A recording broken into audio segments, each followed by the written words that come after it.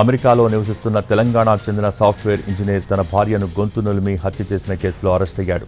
హత్య తర్వాత భార్య మృతదేహం ఫోటోను భారతదేశంలో ఉన్న తన ప్రేయసికి పంపినట్టు దర్యాప్తులో వెల్లడైంది.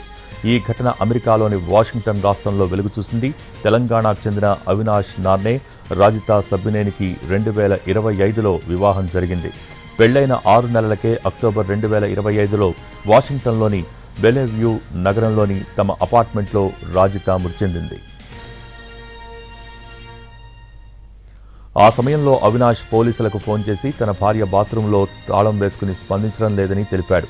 పోలీసులు బాత్రూం తలుపులు బద్దలు కొట్టి లోపలికి వెళ్లగా రాజిత మృతదేహం కనిపించింది. మొదట అనుమానాస్పద మృతిగా భావించిన ఈ కేసులో పోస్టుమార్టం నివేదిక కీలక మలుపు తీసుకొచ్చింది.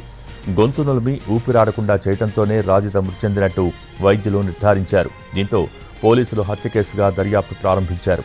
హత్య జరిగిన రోజున తాను కొద్దిసేపు బయటకు వెళ్లి తిరిగొచ్చేసరికి భార్య బాత్రూంలో అపస్మారక స్థితిలో కనిపించిందని అవినాష్ పోలీసులకు చెప్పాడు. అయితే అపార్ట్మెంట్ స్మార్ట్ లాక్, సెక్యూరిటీ వ్యవస్థల డేటాను పరిశీలించిన పోలీసులు అవినాష్ బయటకు వెళ్లిన సమయంలో మరెవరూ ఇంట్లోకి ప్రవేశించలేదని గుర్తించారు. దీంతో బయట వ్యక్తి హత్య చేసిన అవకాశాన్ని పూర్తిగా తోసిపుచ్చారు.